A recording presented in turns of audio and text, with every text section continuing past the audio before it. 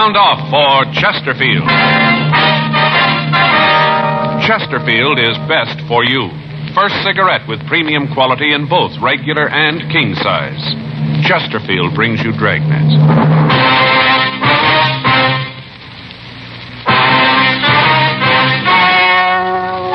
Ladies and gentlemen, the story you're about to hear is true. The names have been changed to protect the innocent.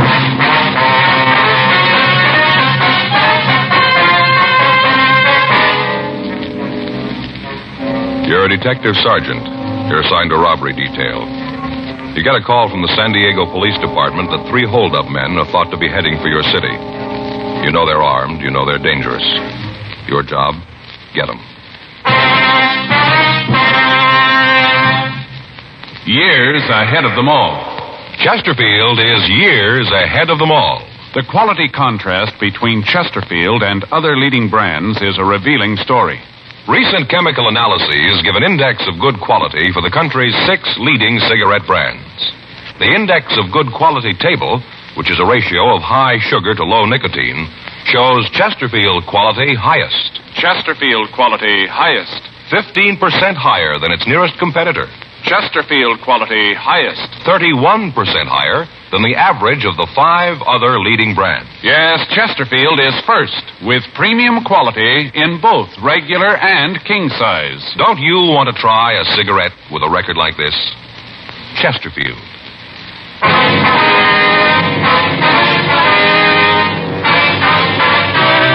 Dragnet, the documented drama of an actual crime. For the next 30 minutes, in cooperation with the Los Angeles Police Department, you will travel step by step on the side of the law through an actual case transcribed from official police files. From beginning to end, from crime to punishment, Dragnet is the story of your police force in action. It was Monday, October 5th. It was warm in Los Angeles. We were working the night watch out of robbery detail. My partner's Frank Smith. The boss is Captain Didion. My name's Friday. I was on my way into the office, and it was 4:58 p.m. when I got to room 27A. Robbery. Hi, Murph. Seen Frank? Yeah, he was here a couple of minutes ago. I think he went down the hall, said he'd be right back. Thanks. How the kids? We're in the cycle again. What do you mean? The cold cycle. Oh, yeah. Oldest boy brings one home with him, gives it to his sister. Then it goes to the baby, then to the wife, and then to me. By the time I got it, the oldest boy's ready to catch it again from me. Doesn't seem to be any end to it. Yeah, I see what you mean. Reading the other day where if you take care of a cold, take a lot of pills, stay in bed, you can shake it in a week. All right. Don't do anything special for it, and it'll take 7 days to get rid of it. Joe? Hi. Got an APB here from San Diego. Boys down there really drew themselves a gem. Yeah, can I take a look? Yeah, here it is. Wow. I can hear him moan all the way from here. What is it? Well, I had a jewel robbery at a hotel on the coast. 3 men took $135,000 in jewels and at least $15,000 in cash. 150,000, huh? Any leads on them? No, APB gives a description, list of the stolen jewelry. That's about all. When did it happen? It says 1:30 this morning. Yeah, it's going to keep him busy for a while. Bet Mort's screaming like an eagle, Joe. Why? Well, I talked to him last week. Said he was going down to Mexico to do some fishing. Been saving days off for the last 3 months.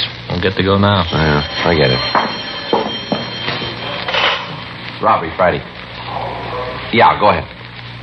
San Diego. Huh? Yeah, hi, Mort. Yeah, we got the APB. How's it going? Yeah. Uh-huh. When do you figure they left? Yeah. Okay, Mort, yeah. All right, we'll keep an eye open. Right. Bye. What's he got? Well, Davis, Walk, and Hewen are coming up. They're driving? Yeah, they figure the hold-up men are heading this way. The early editions of the afternoon papers came out, and they carried the complete story. 3 men had entered the Carlton Surf Hotel at 1:30 a.m. All 3 were armed, and they forced the manager to open the safe. Inside the vault were the jewels and the other valuables that had been deposited with the management for safekeeping by the guests. After looting the safe, the 3 men had robbed 5 of the guests who had entered the lobby during the time that they'd been going through the safe. After taking all the money and valuables they could find, the 3 men forced the manager and the guests into a back storeroom of the hotel, and they locked them in. None of the victims could tell the San Diego officers what kind of a car had been used, but all of them were able to give good descriptions of the 3 men. The San Diego Police Department had been called, and the men from the Detective Bureau had begun an immediate investigation. From the phone conversation I'd had with Lieutenant Mort Gear, they had evidence to believe that the 3 men were heading up for Los Angeles. While the 3 detectives from the San Diego department came to L.A., Lieutenant Gear, Sergeant Tony McGuire would continue the investigation down in their city. 11:12 p.m. Sergeants Carl Davis, Jerry Walk, and Pappy Hewen arrived at the city hall. They filled us in on what had happened. The way the thing looked, it figured that someone who had either worked for the hotel or was working for it had engineered it. How'd that check out? The identification we got? Yeah. Virgil Russell worked for the hotel a year ago as a busboy in a dining room. All the victims gave a positive identification on him. How about the other 2, Carl? Nothing on him yet. What made you figure they might be coming up here? Well, Russell's got a record, checked his package, and found that he has a sister in San Diego. Checked her, and she gave us the lead. Yeah. Said her brother and 2 men came by the house early this morning. Her brother's been staying with her the past few weeks. Anyway, he came by this morning, packed his clothes, said he had to come up to L.A. on business. Well, she have an address up here for him, Carl? Not good. Said he told her he'd get in touch with her. He was staying with a friend in a place out on Olympic Boulevard. Anything on that address? Yeah, our package gave an address out there. Russell had listed a friend of his when he was arrested. We figured he might be out there. Got a good description of the car. One thing is going to help. Yeah. Sister told us that she asked her brother about the other 2 men. Wanted to know if they didn't want to come to the house. Mm-hmm. Russell said no, they were waiting for him. If the 3 of them were in a hurry, she couldn't give us a description of the other 2. Well, what time this happened? About 5:30 this morning. Well, they came right up here. They'd get in about 8 then, wouldn't they? Yeah. You're pretty sure that these are the right ones now? Looks like that. Identification of the mugs. Russell's sister told us when he was packing, a brooch fell out of his grip. She picked it up for him. You have a description of it? Yeah, matches one that was taken from the hotel in the theft. Large diamond with 4 rubies in the setting. Looked real good for the job. Did you get a broadcast out on the car? Yeah, Russell's sister told us it's a 53 Nash, red and black Continental hookup. She said Russell just got back from a trip through Arizona, Nevada, New Mexico. Said that he had the rear window covered with those stickers. You know, the ones they get from gas stations. Yeah, I know what you mean. Window's supposed to be covered with them. Shouldn't be hard to spot. Well, maybe he figures that, too. Might have him taken off, huh? Possible. It's a lead, though. Something else to look out for. Any chance he might have gotten across the border into Mexico? Yeah, it's possible, but it isn't likely. As soon as we got word on the car, we got out a supplemental APB on it and got in touch with the authorities down the border. They said they hadn't seen a car that matched the description across the border. Well, if they'd gotten to the border, the officers down there would know about it anyway. Yeah, I talked to Al Gayton from our office. He said they'd be on the lookout for him. Our pawn shop detail got right on it, Carl. They got the description of the jewelry out all over town. We haven't had any reports on it yet, though. They aren't going to try to sell it piece by piece. Too many of those pieces are easy to recognize. Yeah. They'll probably try to peddle through a fence and have it broken up. Well, we'll get the word out to our informants. Ask them to watch out for it. Yeah. Heist that big can't be kept quiet for long. Bound to be rumbles on it someplace. I'd like to check out the place on Olympic. It looks like it's the best lead we got. Okay. We're walking here, you know. Went down the hall with Murphy. Wanted to check some things at R&I. Well, might as well get on out to Olympic, huh? You got the address? Yeah, you better check the place first. Could be rough. What do you mean? Well, all 3 of them are armed. Russell served time twice before at the joint. Yeah. I don't think he's going to want to go back.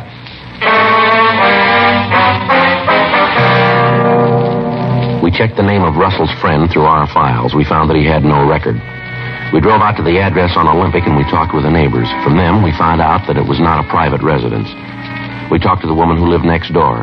We asked her about the man listed in the San Diego package as a friend of the suspects. She told us she hadn't seen him. Directly in front of the rooming house, we found a car answering the description given us by the sister. There were no lights on in the rooming house. Walk and Hewen covered the rear of the place. Frank, Carl Davis, and I went up to the front door. Pretty dark. I can't see anybody in there, can you? No, I can't. Check the window, see if I can spot anything. Right, Carl. Well, let's try the door. Yeah.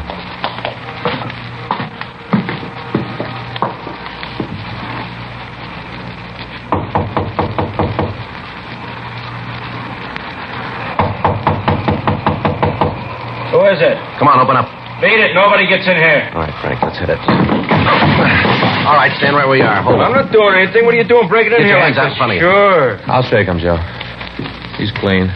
Everything okay? Yeah, Carl. I'll get Walk and Ewan. Who else is in the house? Nobody but the landlady. She's upstairs. Her and her daughter. Nobody else here. What's your name? Pete Ellis. Where's Russell? I don't know any Russell. All right, we'll look around. Come on. What's in there? Dining room. There ain't nothing in there. Open it up.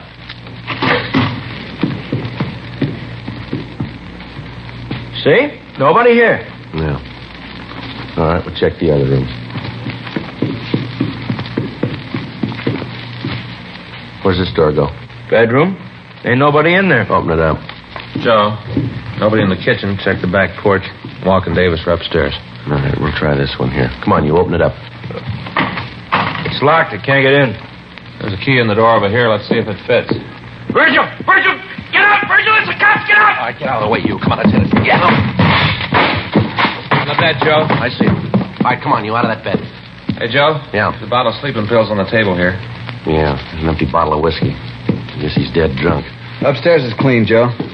Russell, huh? Yeah, he's drunk. I guess we're pretty lucky. Under his pillow there? Yeah. 3 guns.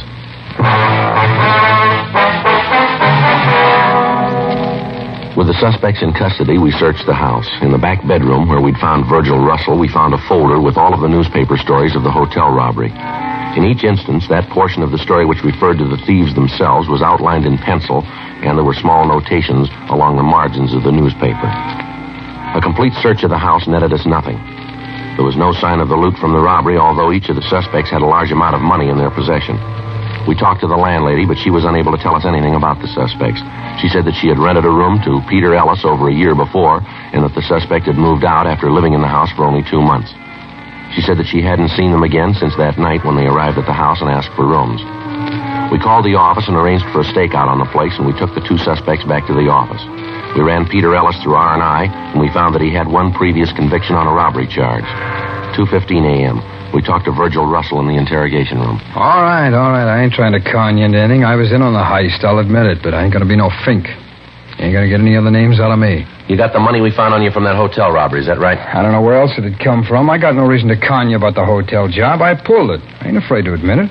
I'm just not turning think, that's all. Maybe we can get it out of Ellis. He won't tell you anything. You're pretty sure about that. He admits he was in on the robbery. Well, so what? We all had a deal. If any of us got caught, they wouldn't tell about the others. You think Ellis and that other guy'd go that route, standing the arrest alone? Sure.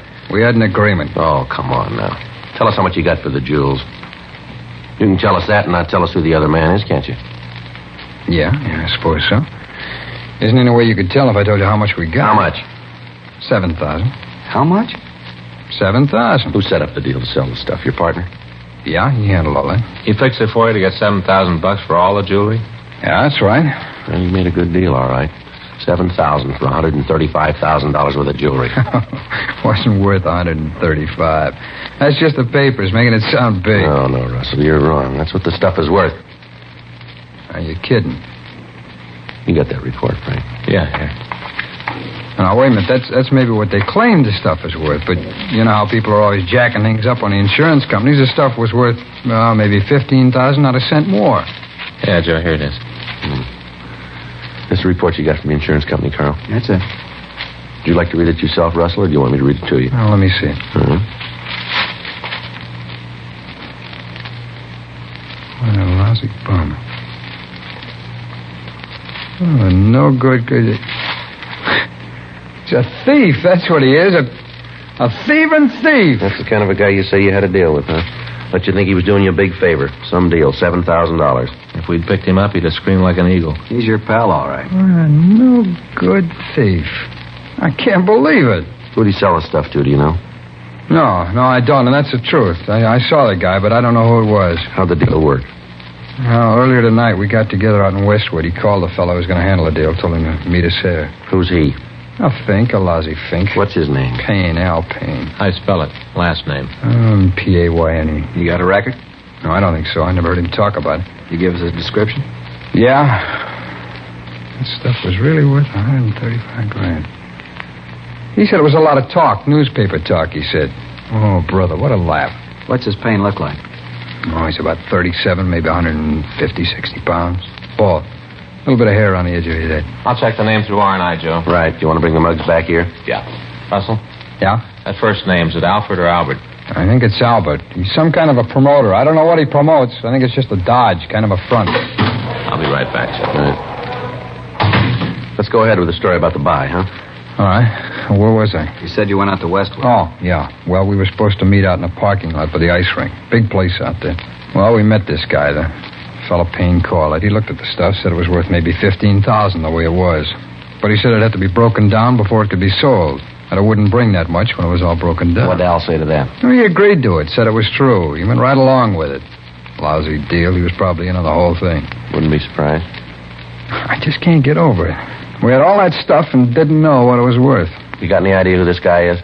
No, I told you, I didn't know. You said this Payne had an office here in town. You know where it is?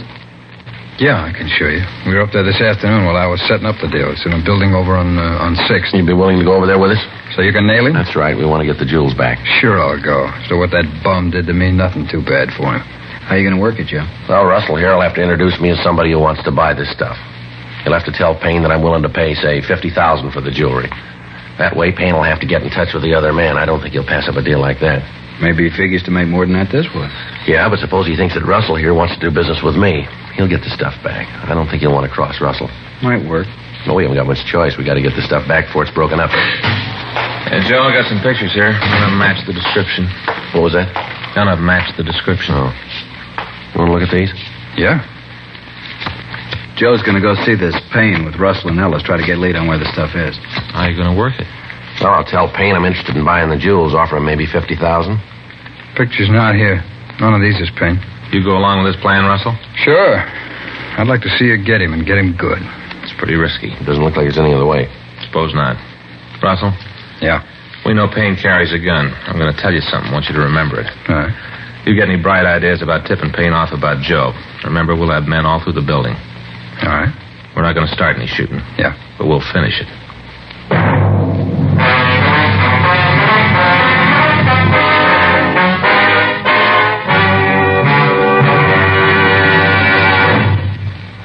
You are listening to Dragnet, the authentic story of your police force in action.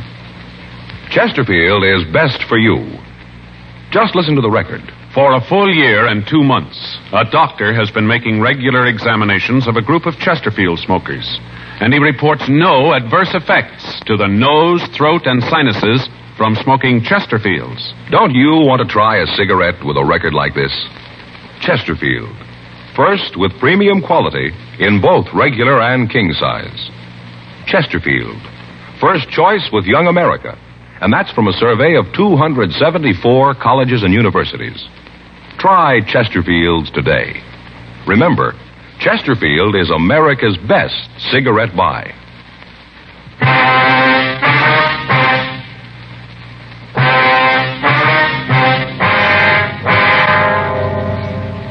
The two suspects, Peter Ellis and Virgil Russell, were taken to the main jail and booked in for violation of Section 211 of the California Penal Code. After that, the officers from San Diego, Frank and I, discussed the plan for finding the stolen jewels.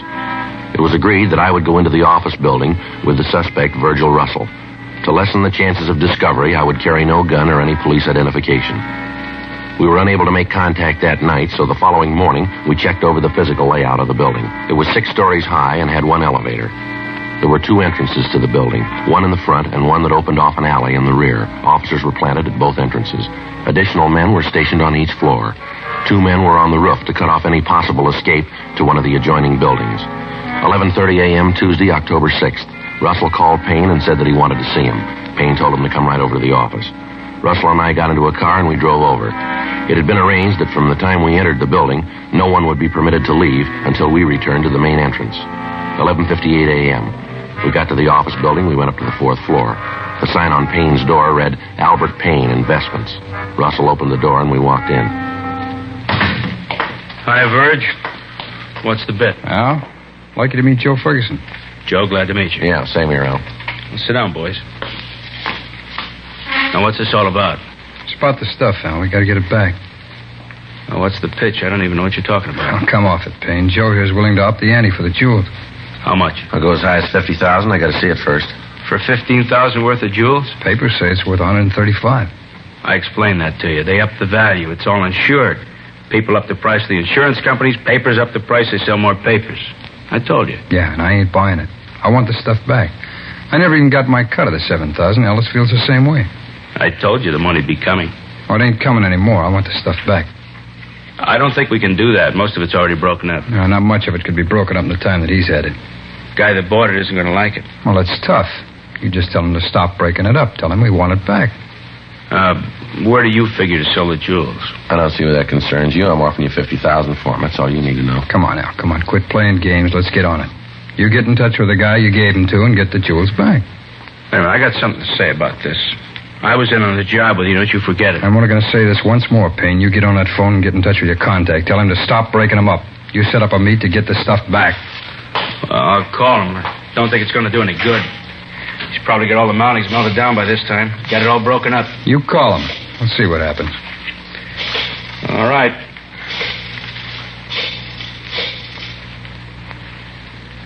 Now, let me talk to Fred. Fred, this Al. Yeah.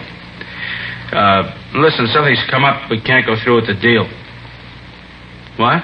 Yeah, I know. I told him. Doesn't make any difference. They want it all back. Yeah, I told him that, too. Doesn't make any difference. You want the jewels back that have been broken down, too? I told you, Al, I want all of it back. Yeah. Yeah, Freddie says all of it. Okay. And when can you make it? Yeah. All right. Yeah, we'll see you then, right. Okay, bye. They'll have the stuff for you tomorrow night. Why does he have to wait that long? How do I know? He just said he couldn't get it to you any sooner. You should have let me talk to him. I'd have told him. Yeah, sure. How much of it's been broken up? Well, hardly any. Just got started. Fred says it's almost all whole. Who is this Fred? That's none of your business. I asked you a question, Al. You got your answer. Doesn't make any difference who he is. You and your friends lost up the deal. Be happy. You fixed it fine. Well, I'll come out better. Yeah, you better be right. Now, remember, I got a piece of this. I won't forget. What time tomorrow are we going to meet Fred? And he said he'd call. Let me know where and when. I can't be any later than tomorrow. I got to be leaving then. You're going to have the money with you when you pick up the stuff. I'll have it. All of it. I don't want any of this down payment. I told you I'd have it. All right, you call me tomorrow about 10, Verge. I'll let you know the details then. Okay. I hope you're right about this, Verge. What do you mean? Well, this deal, I don't like it. I hope nothing happens to louse it up. Yeah, so do I.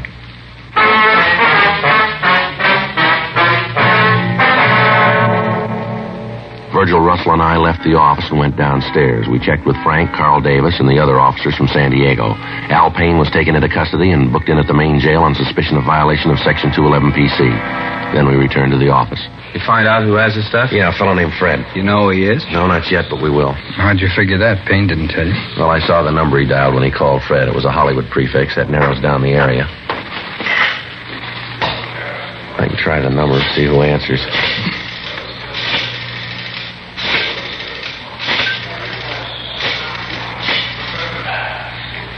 Oh, I'm sorry. I got the wrong number. Excuse me.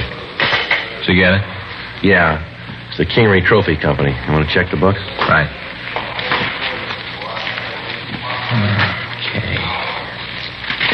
K-I, King, Kincaid. Here it is, Joe. Kingery Trophy Company. It's on Las Palmas. Trophy Company. That'd give him a chance to melt the mountings down to metal, wouldn't it? Be easier to get rid of it that way. Makes sense. What do you figure to move in on? Right now, we can drive out and check the place now, look it over, then we'll go in and get them. What happens with me? We got to take you back to main jail. After the help I gave That's the way it's got to be. You knew that going in. Yeah, I suppose so. Well, you tell the DA I helped, though, huh? Yeah, we'll see he knows about it. Sure, a bad deal all the way around. Real bad deal. I should have known I couldn't win. Right from the start, I should have known. Nobody can win. Well, still a lot of people trying.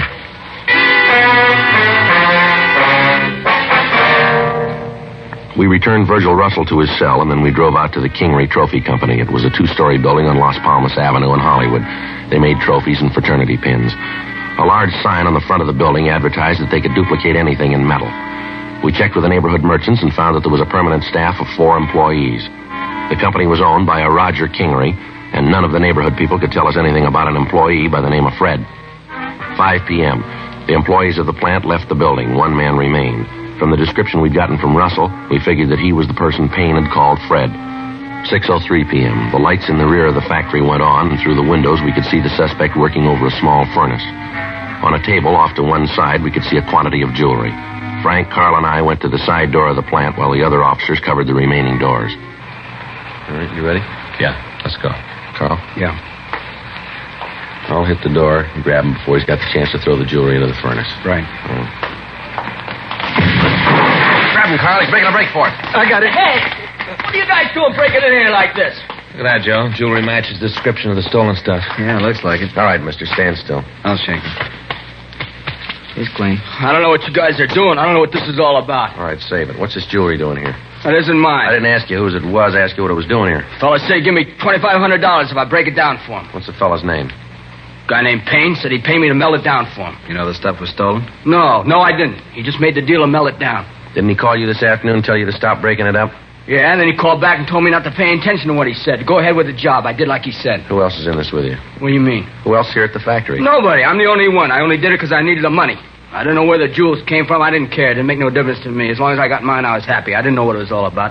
Looks like most of it's here, Joe. How many pieces did you break down? Took a couple of the pins apart. Didn't have the time to melt any of the mounting down. It's all there.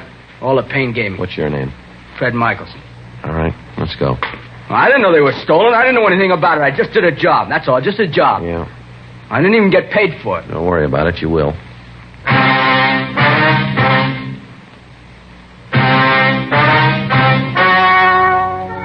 The story you have just heard is true. The names were changed to protect the innocent. On February 18th, trial was held in Department 89, Superior Court of the State of California, in and for the County of San Diego. In a moment, the results of that trial. And now, here is our star, Jack Webb. Thank you, George Fenneman. I want to thank all of you for your interest in Dragnet. Thanks very much for your letters. We really appreciate them, and we'll try to keep right on giving you the kind of a show that you like. I want to thank all of you, too, who have switched to Chesterfield. I know you're going to like them, and I know you'll find they're best for you. Now, you folks who haven't tried Chesterfields, I'd like you to pick up a carton tomorrow. Chesterfield. It's a great smoke.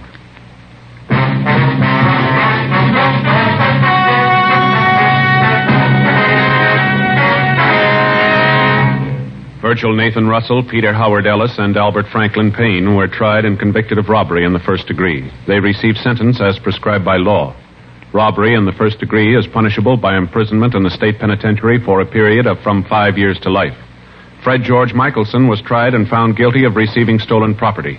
He received sentence as prescribed by law. Receiving stolen property is punishable by imprisonment in the state penitentiary for a period of not more than 10 years. Ladies and gentlemen, Lieutenant Jack Allen, Los Angeles Police Department. Thank you. On behalf of the Detroit Police Officers Association, I'd like to present this award to Dragnet. I wonder if you'd read it, Mr. Fenneman. Yes, sir. Whereas the radio and television show Dragnet and its writers, producers, and actors most accurately portray the American police officers and their work. And whereas the result of this portrayal has been to give the people of this country a new insight into their police departments, bringing with it understanding, sympathy, and an aroused public opinion.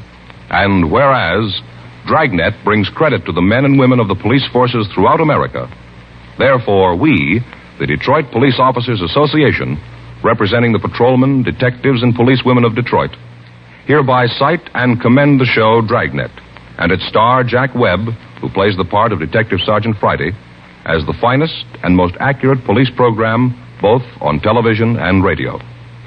Signed this date, March 31st, 1953, in behalf of the association by Thomas Duffy, President, Bruce Finney, Vice President, Francis Klein, Secretary-Treasurer.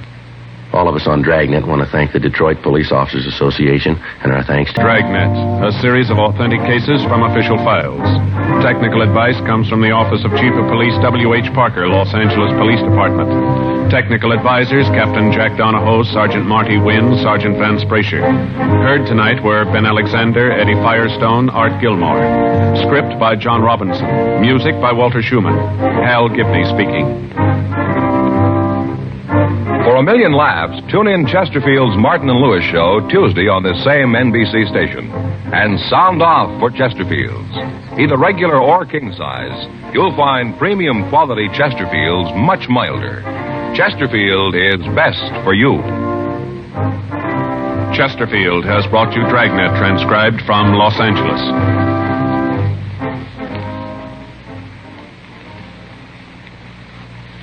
Now, new Fatima has the tip for your lips. Fatima tips of perfect cork. King size for natural filtering. Fatima quality for a much better flavor and aroma. So remember, new Fatima has the tip for your lips. Fatima.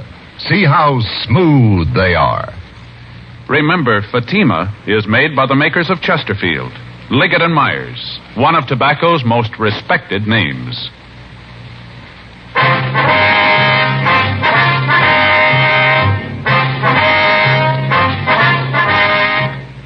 Tonight, it's Adventure with Barry Craig on NBC.